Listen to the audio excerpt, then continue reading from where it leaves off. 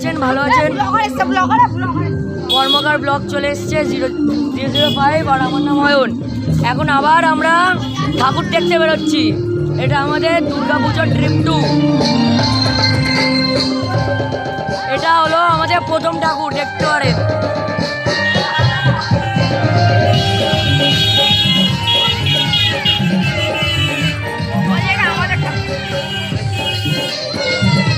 Guys, যেখানে আমি থাকছি এখন সেখানের ঠাকুর এটা।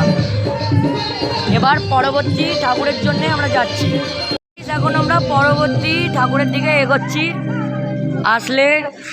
আর এরা হলো আমাদের আজকের সঙ্গী। এই একজন, এই আর একজন, এই যে দেখতে পারেন এইটা পার্ট 2 আমাদের, ঠিক আছে। মানে আরেকটা জার্নি করছি আমরা ঠাকুর জায়গায়। এই একজন আছে, ওকে। তো চলুন এবার স্টার্ট করা যাক। প্রথম ঠাকুরটা দেখা হয়ে গেছে, দ্বিতীয়র দিকে আমরা বাড়ছি। আসলে আপনাদেরকে দেখাচ্ছি। গাইস, আমরা 2 নম্বর ঠাকুরের দিকে চলে এসেছি। এরকম গাইস, আমাদের সব বান্দা লোকরা প্রসাদ খাচ্ছে। এই একটা। চলুন এবার আমরা ঠাকুরের দিকে যাই। দেখতে পারেন ভালো করে প্যান্ডেলটাও হয়েছে মোটামুটি। চলুন আপনাকে ঠাকুরটাকে দেখানো যাবে। খুবই সুন্দর ঠাকুরটা, এই দেখুন। চলুন এবার যাওয়া যাক। এবার আমরা 3 নম্বর ঠাকুরের দিকে রওনা দিলাম।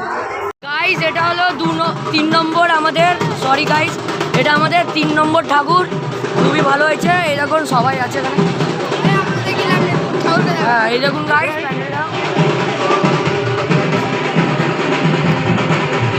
প্যান্ডেলটা। দেখালি? হ্যাঁ, দেখেছি।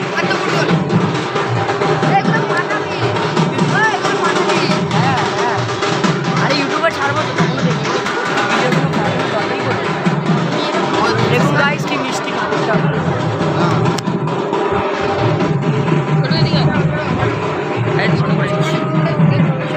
হ্যাঁ, করে দিচ্ছি।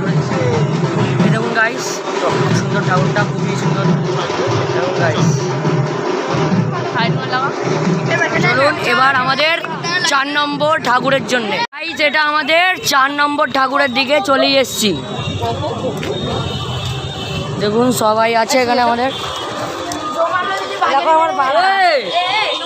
পাগল করিস না, ডিলিট করে দিই। জায়গাটা ডিলিট করে দাও। দাদাগুলোকে দেখা, বল দেখা কাপাল যাচ্ছে।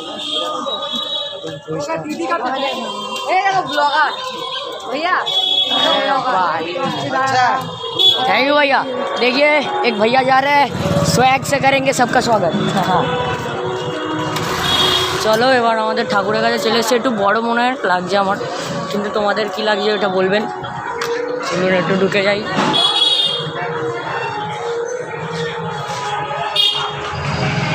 দেখুন গাইস,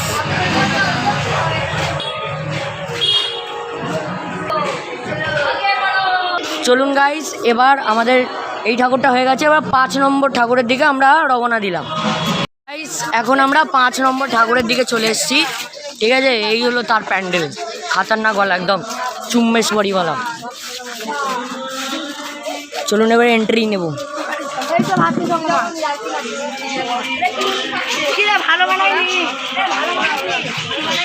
চলুন আমরা এবার এন্ট্রি করেই।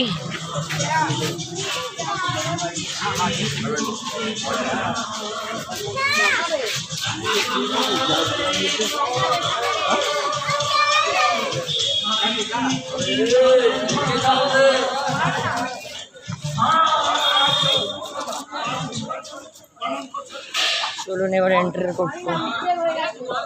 চলুন এর সঙ্গে একটু দেখা করিনি। চলুন এবার একটু ইয়ার্কি মারা হয়ে গেছে। এবার খেলার দিকে, মানে ঠাকুরের দিকে যাওয়া যাক। দেখে তো মনে হচ্ছে ঠিকই আছে। এইরকম ভাবে এই দেখুন গাইস ঠাকুরটা, খুবই সুন্দর ঠাকুর। ভাই তুই বাজাবি ভাই, চো বাজা ভাই।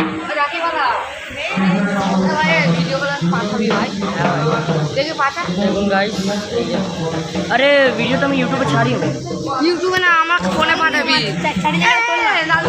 দেখুন গাইস,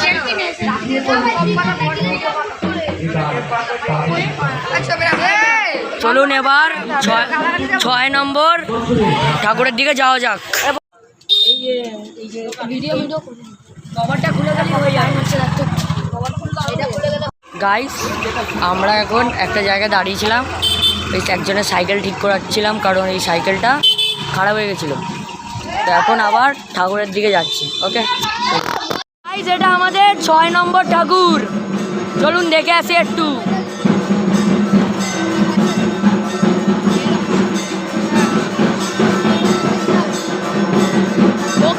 এখন ভোগ ভোগ নিচ্ছে, ভোগ।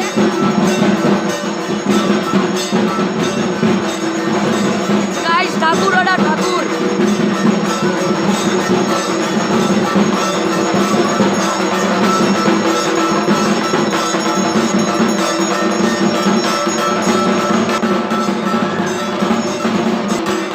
চলুন গাইস, পরের দিকে যাওয়া যাক। গাইস, এখন আমরা মেন রোডে, এবার আরেকটা ঠাকুর মানে আমাদের পরের ঠাকুরের দিকে রওনা দিলাম। আর প্রচুর ভিড় আছে, এই বাইরে পর্যন্ত ভিড়। কুপিয়ার রাস্তা দিয়ে, অন্য রাস্তা দিয়ে আমরা ওই ভ্যানিশ করা প্যান্ডেলটাতে চলে এসেছি।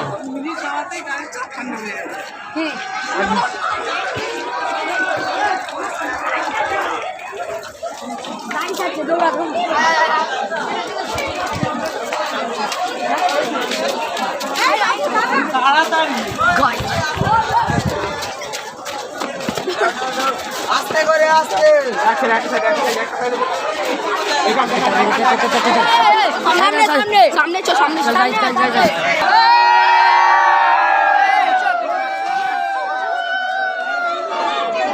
ওই তো কোথায়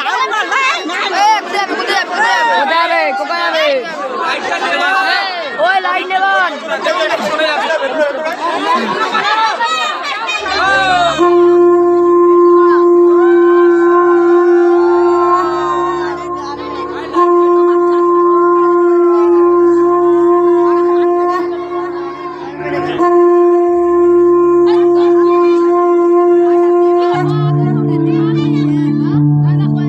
অষ্টাদশ বর্ষে নবারুণ সংঘ শ্রীরামপুর মানিকতলা সার্বজনীন দুর্গোৎসব কমিটির নিবেদন সতীর দেহত্যাগ। সমগ্র অনুষ্ঠানটির ব্যবস্থাপনা এবং রূপায়ণে শ্রী দীপু সিং।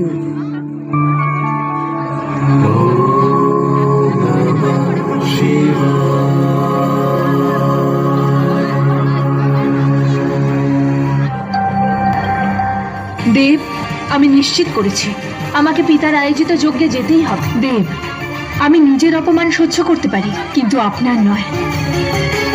সতী, বোঝার চেষ্টা করো। সতী, আমার কথা শোনো, ওই যজ্ঞে যেও না। আপনি আমার জন্য চিন্তা করবেন না দেব। আর যদি তিনি আমাকে অপমান করেন, তাহলে তখন তুমি নিজের মনকে এত কঠোর করতে পারবে সতী? আপনি প্রতিজ্ঞা করুন, আপনি আমাকে যজ্ঞতে যেতে বাধা দেবেন না। আর আপনি আমার কাছে আসবেন না যতক্ষণ না স্বয়ং সতী আপনাকে ডাকে। আপনি ওখানে যাবেন না। এ তুমি আমাকে কি শপথ দিলে সতী? দেব, আমাকে বিশ্বাস করুন দেব, আর আমি না গেলে ওখানে কোনো আহুতি ফলিত হবে না, আর তাতে কল্যাণের পথে বাধা আসবে। সঠিক বলেছ। তোমার শপথের সম্মান রাখার জন্য আমিও একটা প্রতিজ্ঞা করছি। যতক্ষণ তুমি ওই যজ্ঞ থেকে ফিরে না আসো, ততক্ষণ আমি নিজের চোখ খুলব না। যতক্ষণ তুমি শিবকে নিজে না ডাকবে সতী, শিবের নেত্র বন্ধ থাকবে। ঠিক আছে দেব, আপনি আমায় আজ্ঞা দিন।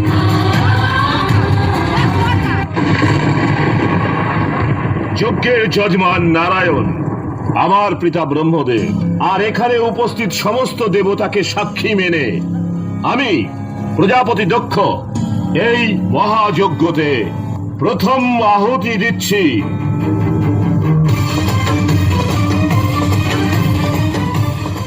পিতা? দ্বার পালকদের এতটুকুও বুদ্ধি নেই যে শুভ কাজের সময় শ্মশানবাসীদের ছায়াও মঙ্গলময় হয় না। এই যজ্ঞতে কেবল আহুতি দেওয়ার অধিকার চাইছি পিতা। যার নামে তর্পণ করা হয়ে যায় সে প্রেত হয়ে যায়, আর তাদের শুভ কাজে কোনো স্থান হয় না। যে ওই দিন আমি মহাকালের কাছে তোমাকে দান করেছি, আর সেই মহাকালী আমায় গ্রহণ করেছিলেন পিতা। এখন বুঝতে পেরেছি বিনা নিমন্ত্রণে তুমি কেন এখানে এসেছো। যেরকম ভাবে যজ্ঞ শেষ হয়ে যাবার পর ভিক্ষুক হাত বাড়িয়ে ভিক্ষা চাইতে আসে, ঠিক সেইভাবে তুমি এসেছো এই আশায় যে প্রজাপতি দক্ষ দান স্বরূপ ওই কাপালিক শিবকে মান সম্মান দেবে।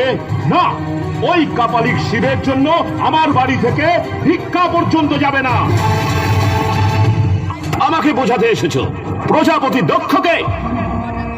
যদি বোঝাতেই হয় তাহলে ওই কাপালিক শিবকে গিয়ে বোঝাও যে ওর বেশভূষা, ওর আচরণ এই সভ্য সমাজে থাকার উপযুক্ত নয়, আর নিজের জন্য মান সম্মান চাইতে যাওয়া ভিখারিও।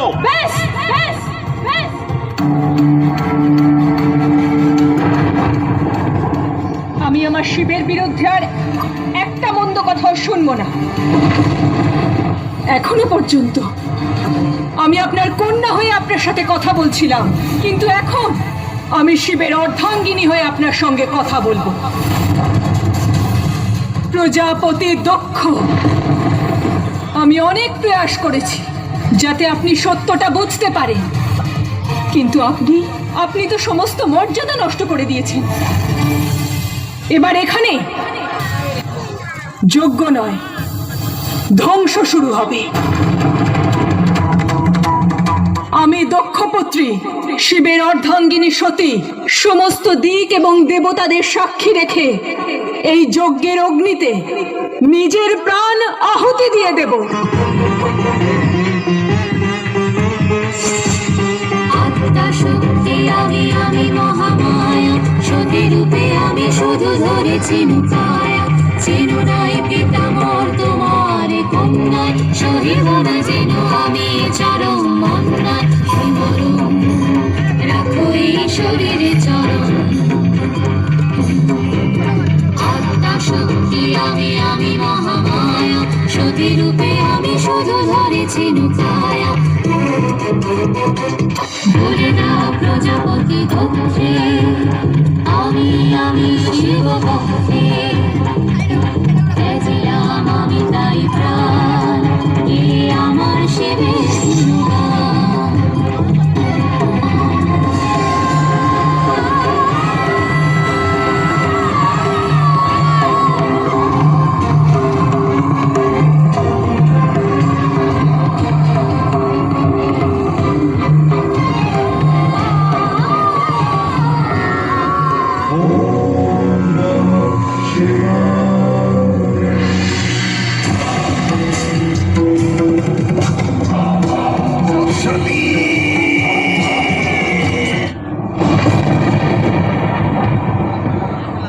আমার এই জটা থেকে আমি আমার এক নতুন অংশের জন্ম দেব, যে দক্ষকে তার পাপের সঠিক দণ্ড দেবে।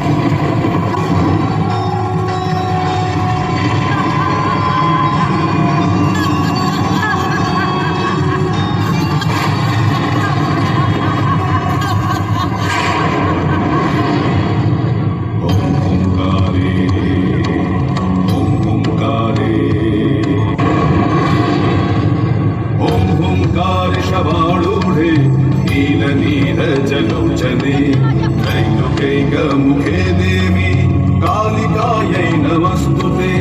प्रत्यलीढ पदे घोरे कुण्डमाला प्रलम्बिते खड्गलं लम्बोदरी भीमे कालिकायै नमस्तुते नव यौवन सम्पन्ने गजकुम्भपवस्तनि मागेश्वरि शिवे शान्ते कालिकायै नमस्तुते लोलजिह्वे हरालोके नेत्रत्रय विभूषिते घोरभास्वत्करे देवी कालिकायै नमस्तुते कालिकायै नमस्तुते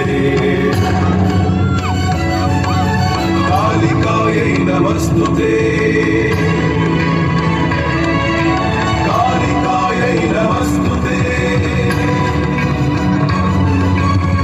তৈরি হয়ে যা দক্ষ, এবার এই ভদ্রকালী তোর কালকে মুক্ত করবে।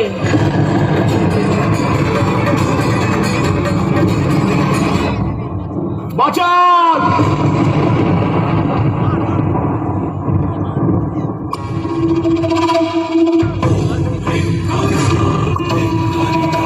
দেবী, দেবী আমাকে ক্ষমা করে দিন। সেই সময় এসে গেছে দক্ষ, এবার তোমার বিনাশ অনিবার্য। ভদ্রকালীর এই খড়া তোমার অভদ্রতাকে বিনাশ করবে। যেই উদ্দেশ্যে মহাদেব তোমায় সৃষ্টি করেছিল তাকে পূর্ণ করো বীরভদ্র। এই খড়াকে ধারণ করো আর এই পাপী দক্ষের বিনাশ করো।